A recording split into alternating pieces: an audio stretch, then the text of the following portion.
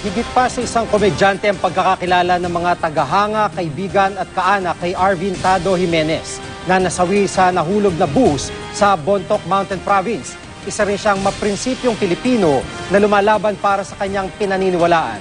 Nakatutok live si Jamsi Santos. JG, binuksan na sa publiko kaninang pasado, alas 2 ng hapon, ang burol ng komedyanteng si Arvin Jimenez, o mas kilala bilang si Tado, na isa sa mga pumanaw sa bus accident sa Bontoc sa Mountain Province noong Biyernes.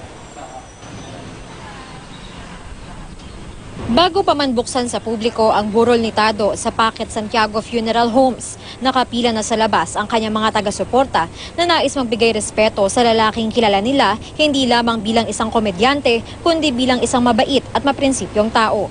Ay, gusto po kasi namin makita agad siya kasi lagi po siyang dumadaan sa amin tapos kumakaway po. Kaya parang napalapit na po kami sa kanya. O lumalaban din sa katiwalian o yung mga nangyayaring hindi maganda dito sa Marikina.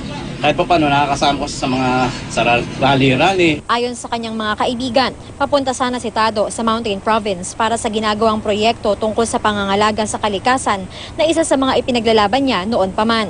Nagtapos si Tado ng Clinical Psychology sa Polytechnic University of the Philippines. Sa kolehiyo siya naging aktivista.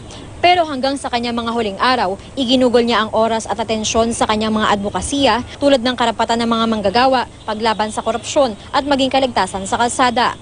Ilang linggo nga lang ang nakakaraan, pumunta siya sa Tacloban at Sagiwan, Eastern Samar para tumulong sa mga biktima ng bagyong Yolanda. Naiwan ng 39 na taong gulang na komedyante ang kanyang asawang si Lay at 4 na babaeng anak. Hindi sila humarap sa kamera pero ayon sa kanyang kaibigan, gusto nilang maalala rin si Tado bilang isang mabuting ama. Si Tads kasi, although many people know him as a public personality, an artist, an activist, pero more than that, si Tado, ama talaga siya eh.